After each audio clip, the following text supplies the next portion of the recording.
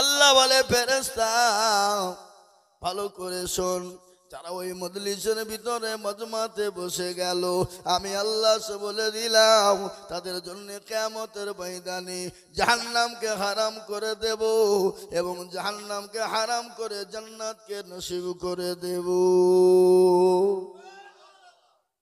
আল্লাহ এত বড় দয়ালু, আল্লাহ আরহামার রাহিমিন।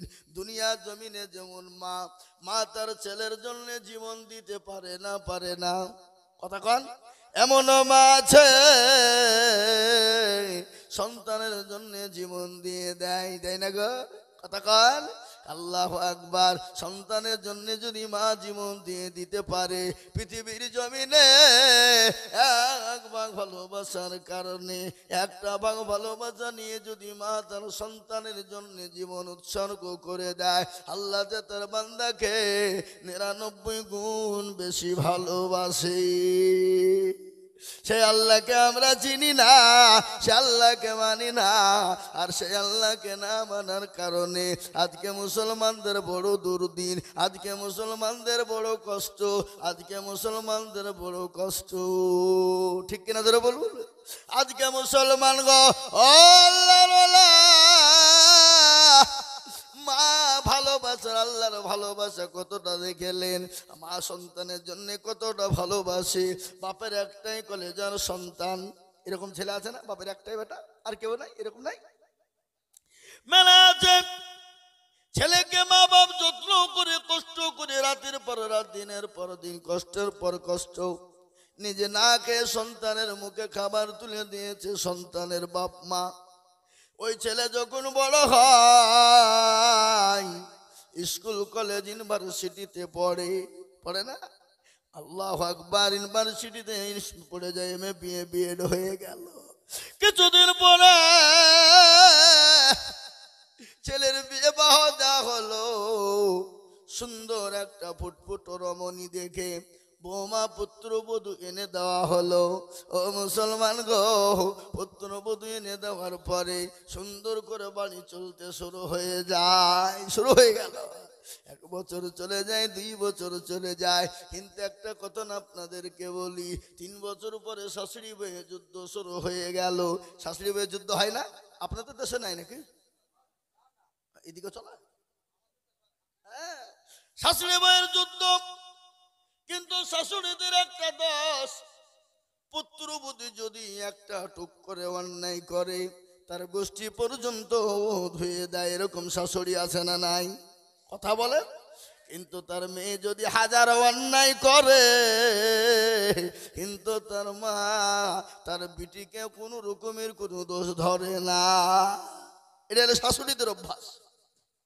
আর বৌমাদের অভ্যাস, নিজের মা যদি 1000 বার কথা বলে, যদি খেতে না দেয়, নিজের মায়ের সঙ্গে ঝগড়া করে না। আর বউ, শাশুড়ি বউ যদি কোন রকম রাগের মাথায় একটা কথা বলে দেয়, কিন্তু সেই বউ বাড়িতে তোলপাড় চালিয়ে দেয়, আছে না? কথা বলেন। স্বামীকে আলাদা করে দেয়। ও মুসলমান, আলাদা হয়ে গেল। কিন্তু ছেলে তো বড় শিক্ষিত, কিন্তু বউয়ের কাছে মাউর বোঝেন না? কথা বলেন না কেন? আজকে ছেলে পিলে মারা গেলে, মা বাপ মারা গেলে মাউর হয়ে যায় ছেলে পিলে, তাই না? কিন্তু এমনও পুরুষ আছে যে বউয়ের কাছে মাউর হয়ে যায়। জোরে বলুন ঠিক কিনা? বউয়ের কাছে মেউ মাউ করে কথা বলে, জোরে কথা বলতে পারে না। বলে কেন? যদি জোরে কথা বলে ওই বউ বলে তোমার ভাত আমি খাবো না, ওরকম মেয়ে আর হয়তো পাবে না, এর জন্য বউয়ের কাছে মাউর হয়ে যায়। এমনও কথা বউয়ের কথায় উঠে বসে। এমনও পুরুষ আছে বউকে স্বামীকে ধরে বিবিতে খুচিয়ে বসায় না? ধরে বলুন। এই 6 করে হাজাম পাড়ার লোক স্বামীর হাতে, বউয়ের হাতে কে কে মার খেয়েছেন? হাত তুলেন দেখে। কেউ তুলবেন না। কেন? মেয়েরা দেখছে, যদি হাত বাইচান তুলে ফেলে তোকে বাড়িতে যা আবার খুঁজবে। তুই যা করিস ওখানে মৌলবি সামনে বললে, বলবে না যারা বলুন, বলবে সামনে বলবে বইয়ের কাছে মাউড় হয়ে গেল, কিন্তু বেটার সুন্দর দেখে পটপটো দেখে বিয়ে দিয়ে দিল। 2 বছর কেটে গেল, 3 বছর কেটে গেল, বাড়িতে থাকতে ভালো লাগে না। কিন্তু শোনেন তো, মেয়েদের ভাত ছাড়ানোর মেন কারিগর হলো মা, তার বড় বোন। ঠিক না যারা বলুন, মার বড় বোন। মায়ের বুদ্ধি তার বড় বোনের বুদ্ধিতে মেয়েদের ভাত ছাড়িয়ে দেয়। অনেক অধিকাংশ মেয়েদের যায় না জোরে বলুন, বলো ভাত খেতে হবে না, চলে আয়, অন্য জায়গায় বিয়ে দিব। কিন্তু স্বামী ছেড়ে দেওয়া, স্বামী ডিভোর্স দেওয়া মেয়েদের কত যে জ্বালা, কত কষ্ট সে নিজে উপভোগ করতে পারে রে বাবা। যখন বাপের বাড়ি চলে যায়, 1 দিন 2 দিন 3 দিন, 1 মাস 2 মাস 3 মাস 1 বছর 6 মাস যখন হয়ে যায়, বাপ দেখতে পারবে না, মা দেখতে পারবে না, বহিন দেখতে পারবে না, ভাইয়েরা দেখতে পারবে না, ভাবিরা দেখতে পারবে না, পাড়া প্রতিবেশী তাকে দেখতে পারবে না। তখন বলবে মাবুদ গো, কেন আমি আমার মা এবং বোনের প্রলোভনে পড়ে আমার সুন্দর স্বামীটাকে আমি ত্যাগ করে দিলাম। আর মেয়েদেরকে সব থেকে যদি বেশি ভালোবাসে সেটা হলো তার স্বামী। তার স্বামী, স্বামীর থেকে বেশি আর ভালোবাসতে কেউ পারে না, পারতে পারে না কোনো। কিন্তু সেই ছেলের বউ যে নতুন প্রকারে শ্বশুর শাশুড়ির সঙ্গে যুদ্ধ শুরু করে দিল। স্বামী এলো, এসে বলে শোনো, তোমার মা বাপের সঙ্গে আমার জন্য থাকা অসম্ভব। বলে ভিন্ন হয়ে যাও। ভিন্ন হয়ে গেল, তারপরও থাকতে মন চায় না। মায়ের কথা বোনের কথাটা আলাদা করবে, বাড়ি থেকে আলাদা হয়ে যাবে রে বাবা।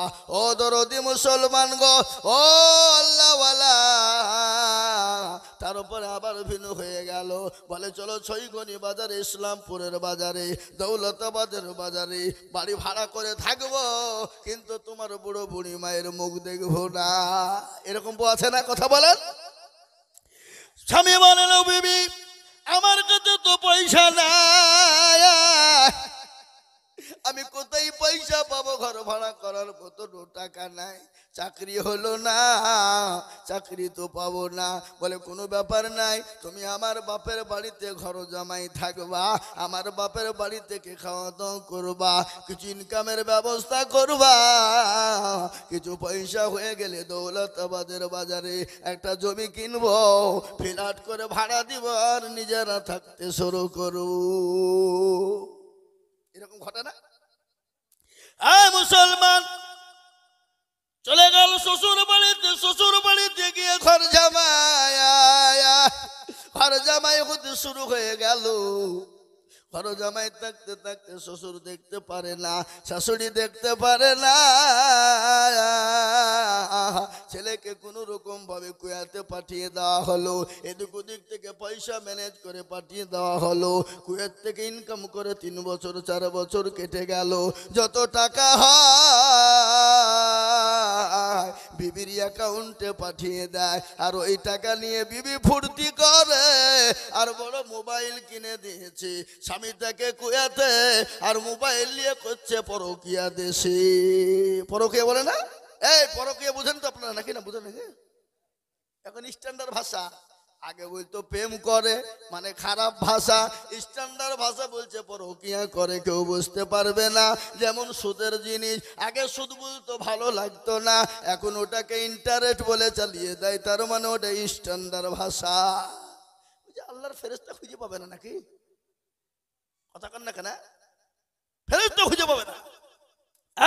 আল্লাহ বলে শোন, তুই যত রকমের চালাকি করবি আমার কাছে চালাকি চলবে না, আমার কাছে কোন রকমের কায়দা চলবে না। আজ আমি আপনাদেরকে শোনাবো রে বাবা, ও আল্লাহর গোলাম, নবীর উম্মতের দল, ভালো করে শুনেলেন। কুয়াতে ইনকাম করে টাকা পাঠিয়ে দেয়, হাজার হাজার টাকা পাঠিয়ে দেয়, লক্ষ লক্ষ টাকা পাঠিয়ে দেয়। এদিকে বিবি ফুর্তি করে, আনন্দ করে। কিছুদিন পরে ডাক্তার বলল, ও ভাই তুমি বাড়ি চলে যাও। বলে কেন গো? বলে এমন একটা অসুখ তোমার হয়ে গেছে, ছয়াচার, তোমার এই অসুখ আর ভালো করা যাবে না, তুমি আর বেশি দিন বাঁচবা না, চলে যাও, বেশি দিন বাঁচবা না তুমি। ছেলের মন খারাপ, আল্লাহ সব ছেড়ে ছুড়ে দিয়ে ইনকাম করলাম, ইনকাম করার পরে আজকে আমি আর বাঁচবো না। যখন আমি বাঁচবো না, শ্বশুর শাশুড়ি বিবিকে একটা চিঠি লিখি। চিঠি লিখলো, শ্বশুর মশাই, শাশুড়ি মা, বিবি গো, আমি তো বাড়ি চলে আসবো। ডাক্তার বলেছে আমার 6 রোগ হয়েছে, আমি নাকি আর বাঁচবো না। তো আমি অমুক দিন অমুক টাইম অমুক ফ্ল্যাটে ফিরবো। চিঠিখানা দিয়ে দিল। শ্বশুর মশাই শিক্ষিত মানুষ, চিঠিখানা পড়ছে, পড়ার পরে উত্তর দিয়ে বলল, জামাই তুমি যখন বাড়ি ফিরবা আমার জন্য অমুক অমুক জিনিস কিনে আনবা। শাশুড়ি চাইলো, বিবি চাইলো, ও মুসলমান চিঠির উত্তর দিয়ে পাঠিয়ে দিল।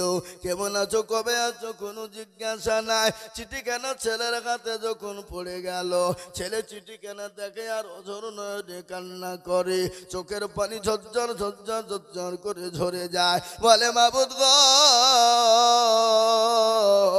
যাদের জন্য ইনকাম করে লক্ষ লক্ষ টাকা পাঠিয়ে দিলাম, তারা আমায় কেমন আছে জিজ্ঞাসা করলো না, আমার শরীর কেমন আছে তারা জিজ্ঞাসা করে না, আমার কাছে জিনিস চাই। ও আল্লাহ, এ জীবন আমি আর দুনিয়াতে রাখবো না, এ দুনিয়া থেকে জীবনকে নষ্ট করে দিব। কিছুক্ষণ পরে ছেলের জ্ঞান ফিরে এলো। বলে, না না না না না, জীবন নষ্ট করলে হবে না। আমার জন্ম দুঃখিনী মা, আমার অর্ধাঙ্গিনী মা, আমার গর্ভধারিণী মা, আমাকে যে মা রাত্রি 9 মাস 9 দিন গর্ভে রেখেছিল, রাতকে রাত মনে করেনি, শীতকে শীত মনে করেনি, যে মা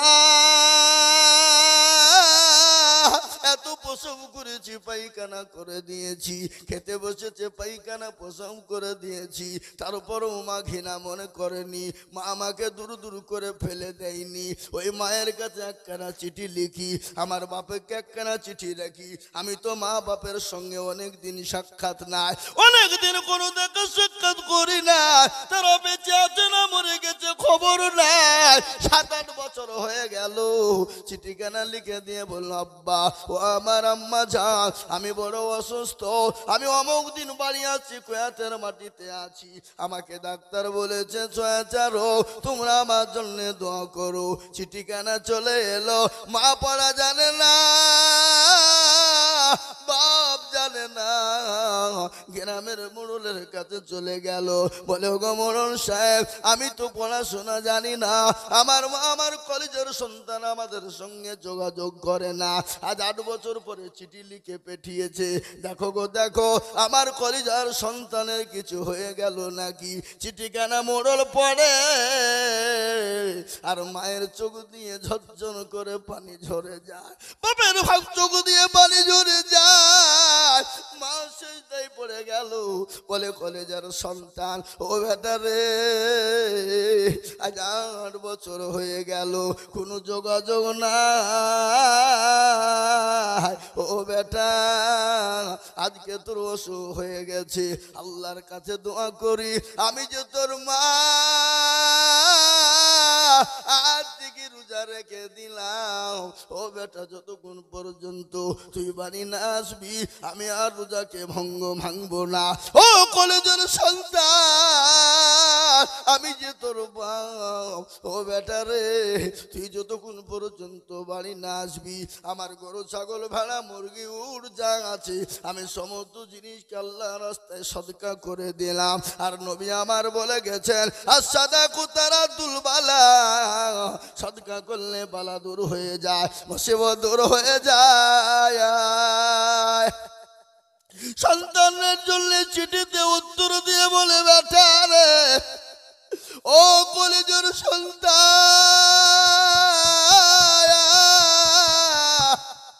আমি যে তোর মা জননী,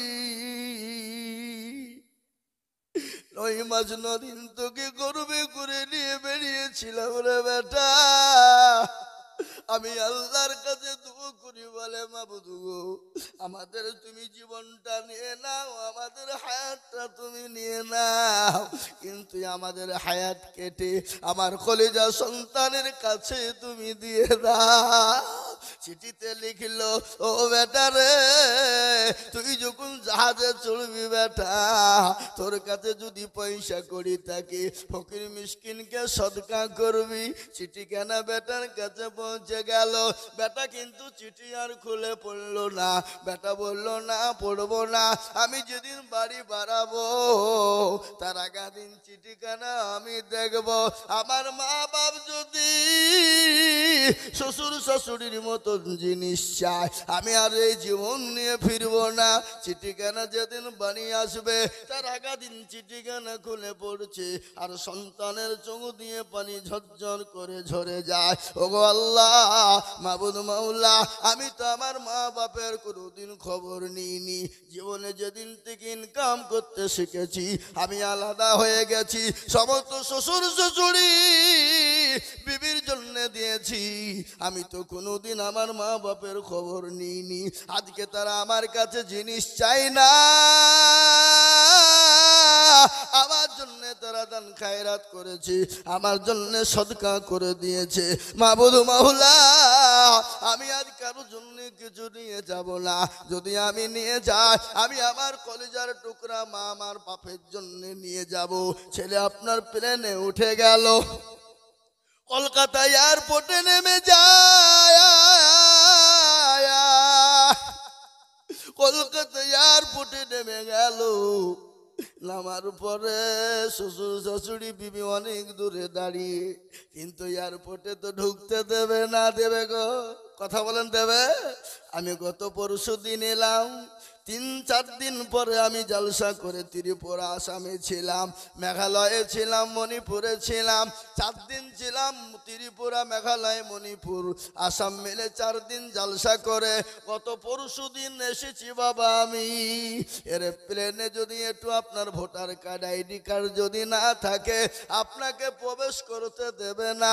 টিকিট না থাকলে তো নট এলাও, কোনো এলাও হবে না। হবে? কথা বলেন, হবে না, কোনো এলাও নাই, নট এলাও। আপনার টিকিট আছে তো আপনি আছেন, আর টিকিট নাই তো আপনার সঙ্গে কারোর কোনো সম্পর্ক নাই। আর এয়ারপোর্টটা এমন একটা জায়গা, প্রধানমন্ত্রী, মুখ্যমন্ত্রী, স্বরাষ্ট্রমন্ত্রী, রাষ্ট্রপতি হলেও তাকে পরীক্ষা করা হবে, তাকে চেক আপ করা হবে, তার আপনার মেশিন লাগানো হবে। বুঝতে পারলেন আমার কথাটা? কথা বুঝতে পারলেন না? পারলেন না? কারোর জন্য এয়ারপোর্টে ছাড় নাই, নট অ্যালাউ। সে যেই হোক, আপনি আমি সে তিনি, যেই হোক না কেন, আমিও বা মুসলমান, আমি তো বছরে মোটামুটি 30 থেকে 35 বার প্লেনে আপ ডাউন করতে হয় বছরে, জলসার জন্য। আবার আজকে একটা টিকিট কাটলাম বাংলাদেশ, ঢাকা, 28শে ডিসেম্বর। কোথায় যাব? বাংলাদেশ, ঢাকা। হাফিজুর রহমান সিদ্দিকী, যে ইন্টারন্যাশনাল বক্তা বাংলাদেশের, তার মাদ্রাসায় জালসা। আজকেই দাওয়াত করেছে আমাকে। সেদিন আমার নদিয়া বেথুয়ায় জালসা ছিল, আমি ওদেরকে বলে দিয়েছি ভাই অন্য বক্তা কাউকে নিয়ে নেন, আমি যেতে পারছি না, আমাকে যেতে হবে অন্য জায়গায়। আজকে প্রোগ্রামটা নিয়েছি বাংলাদেশ, ঢাকা, হযরত মাওলানা হাফিজুর রহমান সিদ্দিকী, কুয়াকাটা। বুঝতে পারলেন না? এই মুসলমান, 28শে ডিসেম্বর। আমার বাবা জীবনেরা, তাই সন্তান চলে এলো, এয়ারপোর্ট থেকে বেরিয়ে গেল। শ্বশুর শাশুড়ি বিবি কাছে ফিরে নাও। শ্বশুর শাশুড়ি দূর থেকে বলে, জামাই গো কিছু এনেছো? বিবি বলে, স্বামী কিছু এনেছো? বলে, আনতে পারি নাই, শরীর সুস্থ হয়ে গেলে কলকাতা থেকে নিয়ে দেব। সঙ্গে সঙ্গে শ্বশুর শাশুড়ি বলে, ও ছোট লোক জামাই, আমি জানি তুমি আনতে পারবা না। বিবি বলছে, তোমার সঙ্গে আর কোনো সম্পর্ক থাকবে না, এখন এয়ারপোর্টের মাটিতে তুমি আমাকে ডিভোর্স দিয়ে দাও। মানে কেন কেন কেন?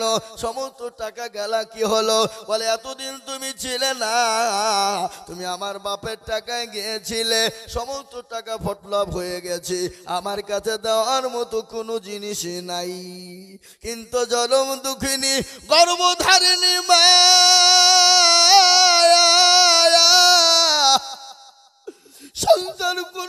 সন্তান কোনোদিন মায়ের খোঁজ নিল না, বাপের খোঁজ নিল না। ওই মা দৌড়তে দৌড়তে গিয়ে সন্তানকে জড়িয়ে ধরে। ছেলে বলে, মা গো আমার চর্চা রোগ হয়েছে মা, তুমি সরে যাও সরে যাও। বেটা মা বলে বেটা রে বেটা, আমার যদি জীবন চলে যায় যাবে, আমি আল্লাহর কাছে দোয়া করে রোজা করে বলেছি, ও আল্লাহ তুমি আমার জীবনটা নাও, কিন্তু আমার কলেজার সন্তানকে আমার কাছে ফিরিয়ে দাও। আহা, এই হলো মায়ের ভালোবাসা। অনেক আছে ছেলে মাকে দেখতে পারে না, বাড়ি থেকে বের করে দেয়, খেতে দেয় না, মায়ের গায়ে হাত তুলে মাকে দূর দূর করে তাড়িয়ে দেয়। কি বলে না বলে না, কথা বলেন। আল্লাহর কোরআন বলে জুয়া কুল্লাহুমা কওলান কারীমা, ওয়াকুল্লাহুমা কওলান কারীমা। তোমার মাকে তুমি তোমার তো দূরের কথা, তোমার মাকে তুমি জোরে কথাও বলতে পারবা না, তোমার মাকে চোখ রাঙিয়েও কথা বলবা না। আর তুমি যদি তোমার মাকে গালি দাও, তোমার মাকে মারো, চোখ রাঙিয়ে কথা বলো, তোমার ইবাদত আল্লাহর দরবারে কবুল হবে না, তোমাকে জাহান্নামে যেতে হবে। হবে না জোরে বলুন, এরকম আছে না? আল্লাহর কোরআন বলে আজকে অনেক ছেলেকে মেরে, আপনার অনেক ছেলে মাকে মারে, কিন্তু আমি আপনাদেরকে বলি তুমি আমি যখন ছোট ছিলাম কত অত্যাচার করেছি, কত জুলুম করেছি, কত কষ্ট দিয়েছি। তোমার মা যদি সেদিন তোমাকে গলা টিপে মেরে দিত, তোমার কিছু করার ছিল না। আজকে তোমার মা বৃদ্ধা হয়ে গেলে তোমার মাকে তুমি দেখতে পারো না, তোমার মা নোংরা করে ফেলবে বলে বাড়ি থেকে বের করে দাও, কিন্তু আল্লাহর কাছে তোমাকে জবাবদিহি করতে হবে। মায়ের দোয়ায় সন্তান জান্নাতি হয়ে যায়, হয় না জোরে বলুন, কথা বলুন। ও আল্লাহর গোলাম, নবীর উম্মতের দল, আল্লাহর নবী মুসা আলাইহিস সালাম আল্লাহর কাছে দোয়া করে, ও আল্লাহ তুমি আমাকে জান্নাতে দিও। আল্লাহ বলে মুসা রে, তুই তো জান্নাতে যাবি এবং তোর সঙ্গে জান্নাতের একজন সঙ্গী হবে, সে হলো অমুক দেশের কসাই। কে? অমুক দেশের কসাই। মুসা আলাইহিস সালাম বলছে আল্লাহ তুমি আল্লাহ খুঁজে পেলিয়ে না, তুমি ওই কসাইয়ের সঙ্গে দিবে জান্নাত? আল্লাহ বলছে মুসা তুই একবার খোঁজ নে। খবর, বসো বসো বসো, শোনা বসো, পালাও না। মুসলমান, মুসা আলাইহিস সালামের কসাই মুসা নবীর সঙ্গে জান্নাতে যাবে, কি কারণে? সেটা হলো তোর মায়ের জন্য। মুসা নবী আলাইহিস সালাম সে বাড়িতে গেল, কোনো পরিচয় দিল না, মেহমানদারি করলেন।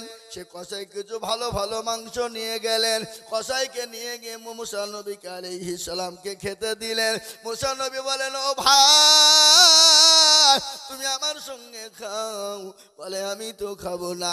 বলে কেন খাবে না? বলে আপনি খেয়ে নেন, আপনি মেহমান মানুষ, আমার দেরি আছে। বলে কি দেরি? বলে আমি তোমার আগে দেরি দেখবো। বলে হুজুর গো, ওগো মেহমান সাহেব, আমার একজন মা আছে বৃদ্ধা, একবারে ফুটবলের মতো হয়ে গেছে, মা চলতে পারে না, মা উঠতে পারে না, মা বসতে পারে না। আমি মাকে সুন্দর করে গোসল করিয়ে দেব, আমার মাকে আমি নিজে চিবিয়ে চিবিয়ে খাবার মুখে তুলে দিব, আমার মা খাবে, তারপরে আমি খাবো।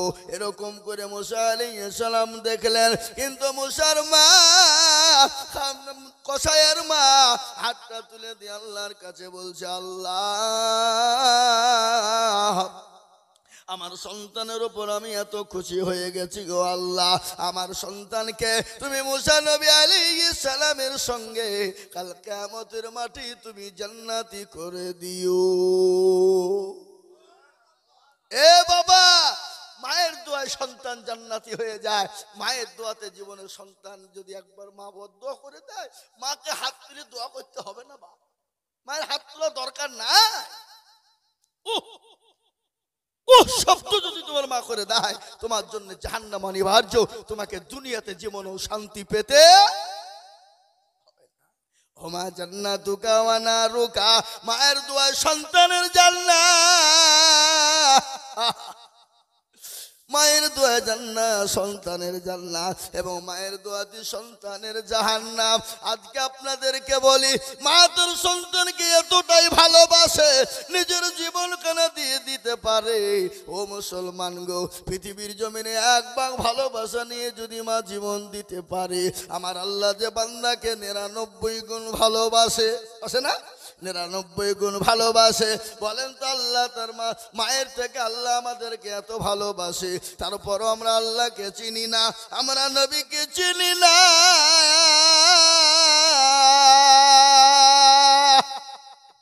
বাংলাদেশের ফোন এসছে।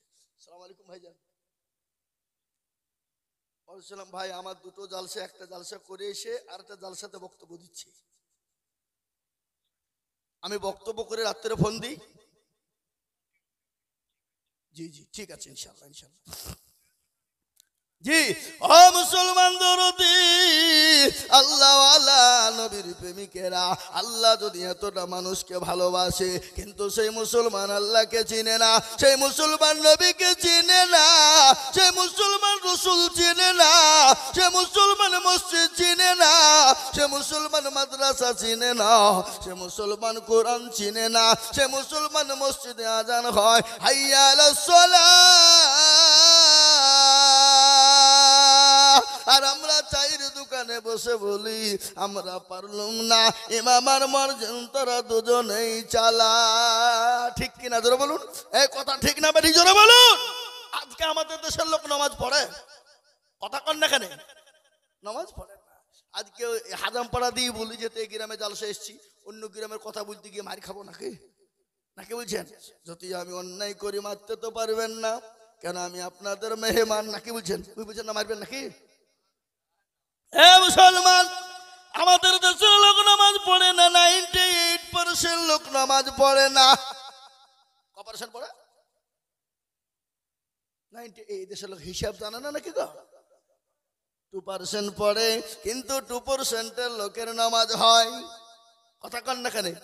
1% লোকের কোনো ভাবে হয়, আর 1% লোকের নামাজ হয় না। বলে হুজুর আপনি কি করে বললেন? আমি আইজুল হক বলে যাই, কেন হয় না বাবা, কেন হয় না শুনলেন? চাচা 20 বছর ধরে নামাজ পড়ে, মুরব্বি হয়ে গেছে, দাড়ি পেকে গেছে, কিন্তু চাচা তাহাত জানে না, চাচা দুরূদ শরীফ জানে না, দোয়া কুনুত জানে না, দোয়া মাসুরা জানে না, দোয়া সানা জানে না, ইন্না তাইনা কুল, তার মধ্যে দেখা যায় 20টা ভুল। কথা বলেন ঠিক না বেঠিক? বুঝবো না? ইন্না তাইনা কুল, তার মধ্যে 20টা ভুল, কিন্তু এরা শিখেও না, শিখার চেষ্টাও করে না। ইমামের কাছে কোনোদিন বলে না হুজুর গো আপনি তো আমাদের হুজুর ইমাম সাহেব, মসজিদের একটু নামাজটা ঠিক করে দেন, একটু কোরআনটা ঠিক করে দেন, একটু সূরা গালা ঠিক করে দেন, একটু দুরূদ শরীফ এত ঠিক করে দেন। বলে কেন গো, কেন বলবে না বলেন তো দেখি, কেন বলবে না? কারণ আছে, কারণ আছে না নাই? ডাল মে কুছ কালা है না, है না? কথা বলেন, কেন বলে না? দেখি ইমামের কাছে যদি চলে যায়, আর ইমামের কাছে যদি শিখতে যায়, আর ইমাম যদি আমার ভুল ধরে ফেলে, তাহলে ইমামের কাছে আমার মোড়লি চলবে না, আমার মাতাব্বরি চলবে না, আমার দাদাগিরি ইমামের কাছে চলবে না, আমাকে ইমামের কাছে মাথা নত করতে হবে। ঠিক কিনা জোরে বলুন। আর আমাদের দেশের ইমাম সাহেবরা এই মালগুলাও কিন্তু কমাল হয়, এরাও কোনোদিন বলে না চাচা গো আপনি আমার পেছনে পেছনে ঘুরেন, আপনি আমার মুসল্লি, আসুন আপনাকে নামাজ ঠিক করে দিই, কোরআন ঠিক করে দিই, সূরা গালা ঠিক করে দিই। জীবনেও বলে না। কেন বলে না জানেন? কি কারণে বলে না? মৌলবি বলছে যে তো 5,000 টাকা বেতন দাও, 1000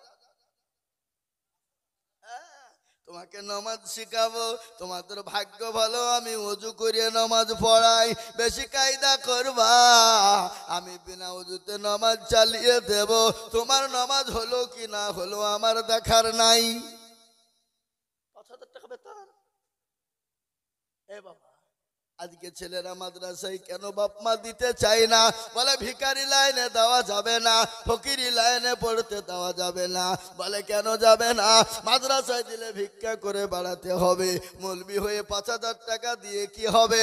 আমি আপনাদেরকে বলি, আজ ইজ্জত সম্মান আপনারাই নষ্ট করেছেন, আজকে সমাজকে নষ্ট করেছে, আলেমদের সম্মান নষ্ট করে দিয়েছেন, ইমামদের সম্মান নষ্ট করে দিয়েছেন।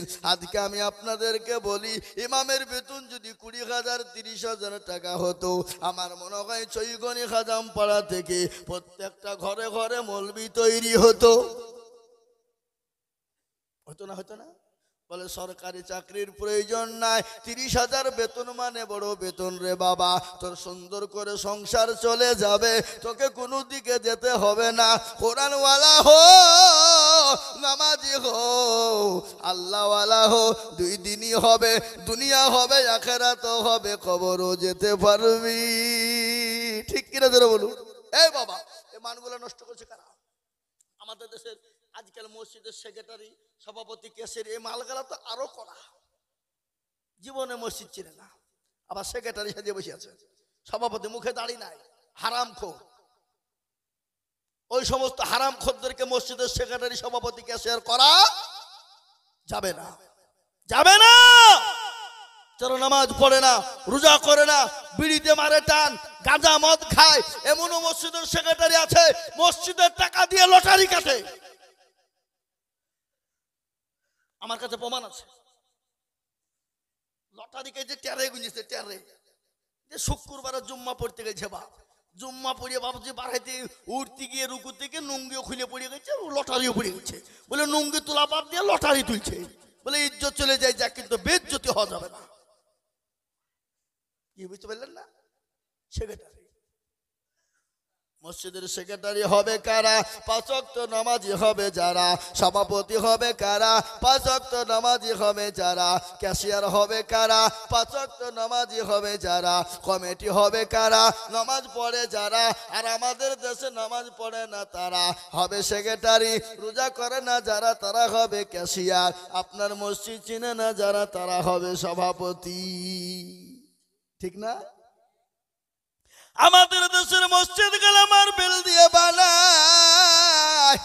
ও মুসলমান, মার্বেল দিয়ে 1 কোটি টাকা খরচ করে মসজিদ বানিয়েছো, আর মসজিদের ইমামের ঘর হলো সিঁড়ির তলায়, মসজিদের ইমামের বেতন হলো 5,000 টাকা। আমি আজিজুল হক বলে দিয়ে যাচ্ছি, ইমামের বেতন যদি 4,000 5,000 টাকায় নামাজ পড়েন, ওই গ্রামের মুসল্লিদের ইমামের পেছনে নামাজ হবে না,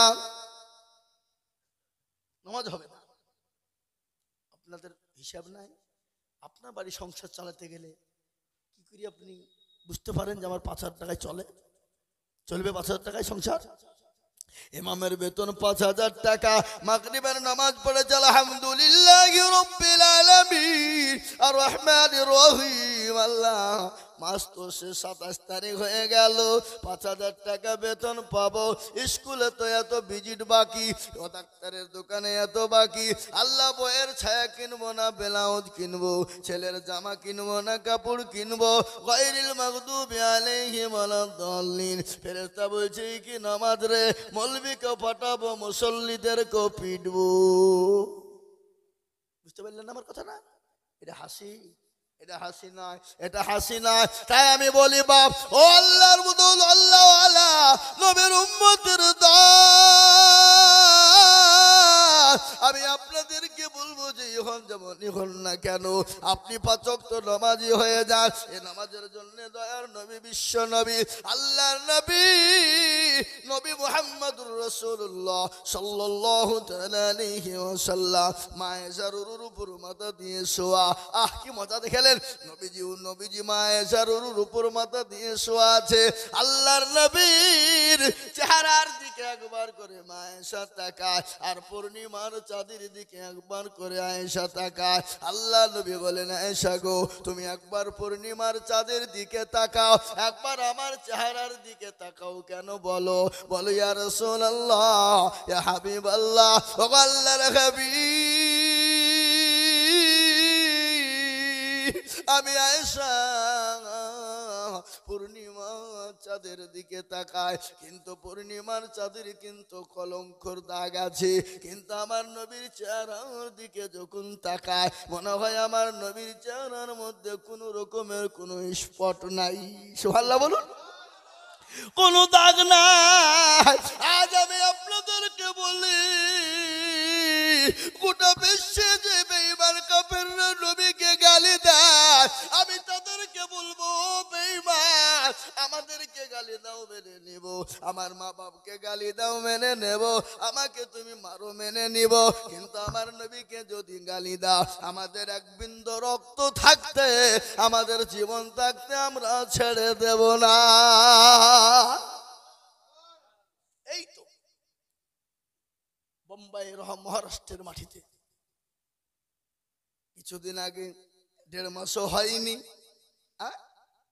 একজন পুরোহিত বাবা রামজি মহারাষ্ট্রের মাটিতে আমার নবীকে গালি দেয়।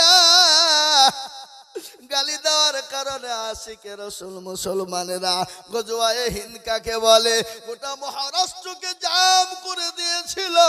তারা বলে দিয়েছে, শোনো, এরপরে যদি আমার নবীকে কেউ গালি দেয়, আমার নবীকে নিয়ে কুরুচিকর মন্তব্য করে, আমাদের এক বিন্দু রক্ত থাকতেও ছেড়ে দেব না। প্রয়োজন হলে মাথায় পতাকা বেঁধে আমরা মুসলমানেরা, প্রয়োজন হলে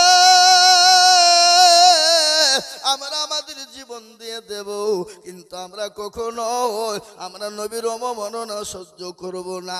আজ আমি আপনাদেরকে বলি, যারা নবীকে গালি দেয় তারা হলো বাপের কুলাঙ্গার সন্তান, যারা নবীকে গালি দেয় তারা হলো বাপের কুলাঙ্গার সন্তান। আর নবীকে যদি গালি না দেয়, আর যদি গালি দেয়, জেনে নিতে হবে তার বাপ দাদার ধর্মের দোষ আছে, আছে না? যারা বলুন। একটা ঘটনা শুনে নেন। ওয়ালিদ ইবনে মুগীরা পাতি নেতা, পাতি নেতা বুঝেন না? বুঝেন না? এই পাতি নেতা বুঝেন না আপনারা? পাতি নেতা কাকে বলে? এখন তো তৃণমূলের যুগ, এখন তো তৃণমূলের হাওয়া, নাকি বুঝছেন আপনারা? বলুন। তৃণমূলের হাওয়া না, ওটা পশ্চিম বাংলা বাবা। স্বামী বিবিকে বলছে, শোনো, ভোটটা খবরদার তৃণমূলকে দিবা না। স্বামী বিবি মিনসেরা বা কাজ দেখো, 10 টাকা চাইলে পাওয়া যায় না, আর মমতা 1000 টাকা করে মাসে দিচ্ছে, তোমার কথা শুনবো? হ্যাঁ, ভোট ওকেই দেবো আমি। স্বামী বলছে সিপিএম কংগ্রেসকে মার, বলছে তোমার কথা শুনবো না, আমি যাকে মারার আমি গোপনে ঝাড়বো। 1000 টাকা করে আপনার দিকে পাই না নাকি? এদিকে পায়? এ বাবা, মমতা খালা বলেছে ভোট দিয়ে জিতাবা তো এবার 2000 টাকা করে বিধানসভায় পাবা। মেয়েদের তো আরো ভাবছে কলেজা বেরিয়ে গেল নাকি? হ্যাঁ, স্বামীকে বলে যে তোমার পাইতারা করো না, খুব দেখেছি 10 টাকা 20 টাকা তোমার কাছে ভ্যান ভ্যান করতে হয়েছে, এখন 2000 টাকা করে খালা দিবে, বিরাট ব্যাপার। কি বুঝলেন? বুঝলেন না? কিন্তু বাবজি ভুলিয়ে কিন্তু বোদের কাছে ধার নেবেন না টাকা, বিবিদের কাছ থেকে ধার টাকা নিয়েন না, ও আপনার কান খুঁটরি বের করে ফেলবে। কি বুঝলেন? ও আপনার 1000 টাকা পর থেকে নিয়ে নেবে, কোনো ব্যাপার নাই, কিন্তু ওর কাছ থেকে 500 টাকা আপনি না নিয়ে যতক্ষণ দেবেন ততক্ষণ ও লিতেই থাকবে, কিন্তু আবার ও টাকাটাও নেবে। কি বুঝতে পারলেন না আমার কথা? না? হ্যাঁ, আল্লাহ আল্লাহু আকবার। দরদি মুসলমান গো, ওয়ালিদ ইবনে মুগীরা আমার নবীকে গালি দেয়, আমার নবীর সাহাবাদের চোখগুলো মোটা মোটা হয়ে গেল। আর আমার নবী দয়ার নবী, বিশ্ব নবী, নবীদের নবী, রাহমাতুল লিল আলামিন। সুবহানাল্লাহ বলুন। আল্লাহর নবী, মায়ার নবী গো, আপনি নবী আমার জীবনের জীবন, আছে না? আল্লাহর নবী, মায়ার নবী গো, আপনি নবী আমার জীবনের জীবন, আপনি আমার জীবন সাথী, অন্ধকার কবরের বাতি, আপনি হলেন নির্দুনিয়ার ধন। আল্লাহর নবী, মায়ার নবী গো আপনি নবী আমার জীবনের জীবন আপনি উম্মতের জামিল আপনি রহমাতুল লিল আলামিন আপনি উম্মতের জামিল আপনি হলেন গুনাহগার উম্মতের আপনজন আল্লাহর নবী মায়ার নবী গো আপনি নবী আমার জীবনের জীবন আল্লাহর নবী মায়ার নবী গো আপনি নবী আমার জীবনের জীবন আপনা দেখে মজে যা ভাগ্যবতী হলেন খাদিজা সব দিলেন জীবন যৌবন আল্লাহর নবী মায়ার নবী গো